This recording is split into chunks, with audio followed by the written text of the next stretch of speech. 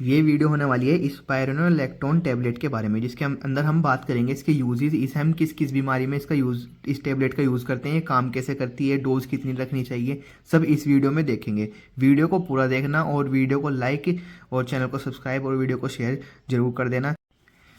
सबसे पहले अगर देखें, स्पाइरोनोलेक्टोन जो टैबलेट है वो RX ओनली ड्रग्स है, यानी डॉक्टर के प्रिस्क्रिप्शन से मिलने वाली मेडिसिन है। अगर हम बात करें इसके थेरेपेटिक एक्शन के बारे में, यानी कि ये बॉडी के अंदर जाकर कैसे काम करती है, तो इसका पहला एक्शन होता है पोटेशियम स्पेयरिंग डाययूरेटिक्स और दूसरा काम होता है इसका एंटागोनिस्ट ऑफ एल्डोस्टेरोन। अब एक एक करके समझते हैं कि इन दोनों का मतलब होता क्या है।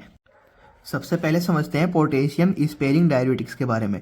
जो पोटेशियम स्पेयरिंग डाययूरेटिक्स है, ये वे वाली मेडिकेशन होती है, ये वाली दवाइयाँ होती है जो यूरिन के आउटपुट को इंक्रीज करती है, जिसे हम डाययूरेसिस बोलते हैं, यानी पेशाब को ज़्यादा लाने का काम करती है। While preventing the loss of potassium, यानी पोटेशियम के लॉस को कम कर देती है और पेशाब ज़्यादा लाती है। पेशाब के अंदर जो पोटेशियम की मात्रा होगी वो कम हो जाएगी, या बहुत ना के बराबर पोटेशियम की मात्रा होगी पेशाब के अंदर, लेकिन पेशाब बार बार आएगा, लेकिन उसके अंदर पोटेशियम की मात्रा कम हो जाएगी।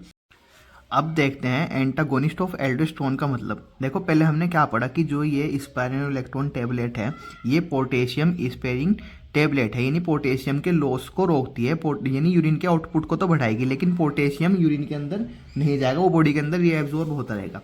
अब देखो ये क्या है, एल्डोस्टेरोन। ये एल्डोस्टेरोन क्या होता है, एक हार्मोन होता है स्टेरॉइड, जो एड्रिनल कोर्टेक्स से निकलता है। एड्रिनल कोर्टेक्स पार्ट होता है एड्रिनल ग्लैंड का, जो किडनी के ऊपर वाले हिस्से पर प्रेजेंट होती है, ठीक है। जिसका काम क्या होता है, बीपी को कंट्रोल करना। एल्डोस्टेरोन का काम क्या होगा, बीपी को कंट्रोल करना। अब ये बीपी को कंट्रोल कैसे करता है, ये सोडियम और पोटेशियम के लेवल को मैनेज करके बीपी को कंट्रोल करने का काम करता है।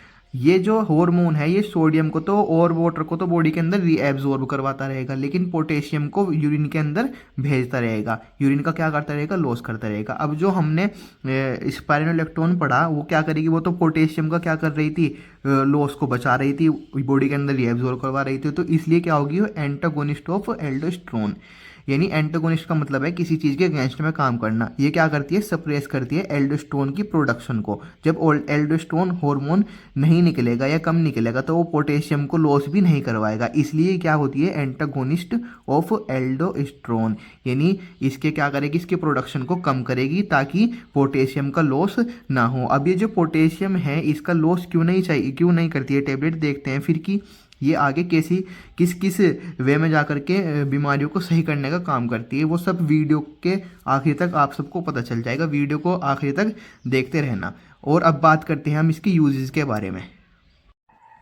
अगर हम बात करें स्पाइरोलेक्टोन के यूजेस के बारे में, तो इसका जो यूज़ किया जाता है, एक तो हार्ट फेलियर की कंडीशन में, जब बॉडी में सूजन आती है, और जब हेपेटिक सिरोसिस, यानी जब लीवर डैमेज हो रहा हो, उस कारण जो बॉडी में सूजन आती है, उस कंडीशन में सूजन कम करने के लिए इसका यूज़ किया जाता है। और नेफ्रोटिक सिंड्रोम, यानी जब किडनी डैमेज हो रही हो, सही से ब्लड को फिल्टर ना कर रही हो, उस कंडीशन में क्या होता है कि बॉडी में सूजन आने लग जाती है, और जब बॉडी में सूजन आती है तो इस सूजन को कम करने के लिए स्पाइरोलेक्टोन का यूज़ किया जाता है। यानी heart failure, hepatic cirrhosis, nephrotic syndrome के अंदर जो सूजन आती है इन कंडीशन में, उस सूजन को कम करने के लिए स्पाइरोलेक्टोन का यूज़ किया जाता है। अब फोर्थ इसका जो यूज़ किया जाता है वो है हाइपरटेंशन। हाइपरटेंशन का मतलब होता है बीपी का बढ़ना, और ये बीपी को कम करने में भी जो हाई बीपी है, यानी हाइपरटेंशन, हाई बीपी होगा किसी का, उसको कम करने में भी मदद करती है, क्योंकि ये पोटेशियम को तो बॉडी के अंदर रीएब्जॉर्ब करवाती है, और वाटर और सोडियम के आउटपुट को बहुत ज़्यादा बढ़ा देती है। पेशाब बार बार आता है तो ब्लड का जो वॉल्यूम होता है वो कम हो जाता है, और जब ब्लड का वॉल्यूम कम हो जाता है तो बीपी खुद पे खुद कम हो जाता है। फिफ्थ इसका जो यूज़ किया जाता है वो है एक्ने इन वुमेन, यानी जो फीमेल के अंदर दानों की, कील मुहासों की प्रॉब्लम होती है, उस कंडीशन में भी इसका यूज़ किया जाता है।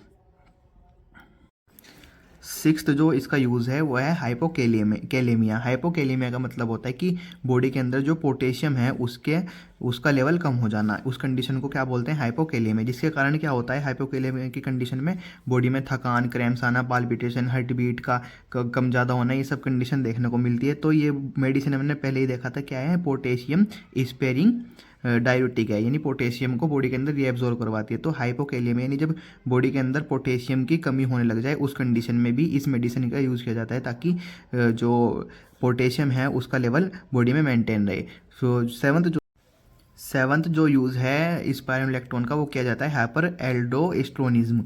ये क्या होता है कि जब बॉडी ज़्यादा मात्रा में एल्डोस्टेरोन हार्मोन के प्रोडक्शन करने लग जाए। इस कंडीशन को क्या बोलते हैं? Hyper aldosteronism.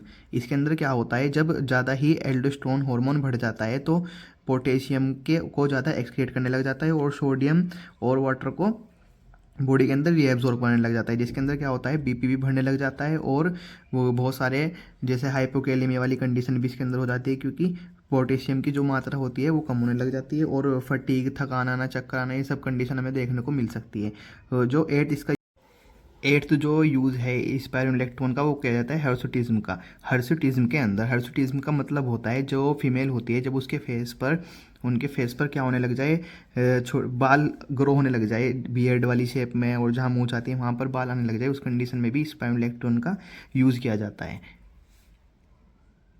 अब बात कर लेते हैं स्पाइरोलेक्टोन के डोजेज के बारे में। अगर हम बात करें adjective therapy in heart failure, यानी हार्ट फेलियर की कंडीशन में किसी का ट्रीटमेंट चल रहा है हार्ट का और हमें स्पाइरोलेक्टोन देने की ज़रूरत पड़ गई, तो उस कंडीशन में हम 25 mg दिन में एक बार देंगे रोज़ाना, ठीक है। और एसाइटिस इन हेपेटिक सिरोसिस, यानी किसी का लीवर सही से काम ना कर रहा है, लीवर डैमेज हो रहा है, उस कंडीशन में क्या हो जाता है, कभी कभी एसाइटिस की कंडीशन बन जाती है, यानी एब्डोमेन के अंदर बहुत सारा फ्लूइड इकट्ठा हो जाता है। उस कंडीशन में हम 100 से 400 mg रोज़ाना दे सकते हैं और हम इस डोज को डिवाइड भी कर सकते हैं, जैसे कि हमें 400 mg देनी है, हम दिन में 4 बार देंगे 100 mg की डोज।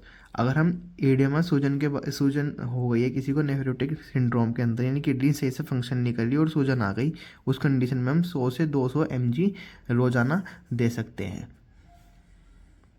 अगर हम ड्यूरेशन के बारे में बात करें स्पाइरोलेक्टोन की कि कितने दिन तक हमें ये देनी चाहिए, तो पहला है कि अकॉर्डिंग टू क्लिनिकल रेस्पॉन्स, यानी जैसे हमें क्लिनिकल रेस्पॉन्स, यानी पेशेंट जैसे हमें ठीक होने की कंडीशन में दिखे तो हम इतने दिन तक इसका यूज़ कर सकते हैं और इसकी डोज को कम कर सकते हैं। लेकिन हमें एक बात ध्यान रखनी चाहिए कि ज़्यादा लंबे समय तक हमें स्पाइरोलेक्टोन को यूज़ नहीं करना चाहिए। आज की वीडियो में हमने बस इतना ही देखा कि हमें कब तक के देनी चाहिए, ड्यूरेशन, डोजेज के बारे में देखा और यूज़ के बारे में देखा। जो नेक्स्ट वीडियो आएगी उसमें हम देखेंगे कि किन किन पेशेंट को स्पाइरोलेक्टोन नहीं देनी चाहिए, प्रेगनेंसी में दे सकते हैं या नहीं। तब तक के लिए वीडियो को लाइक, चैनल को सब्सक्राइब और वीडियो को शेयर कर देना। मिलते हैं अगली वीडियो में।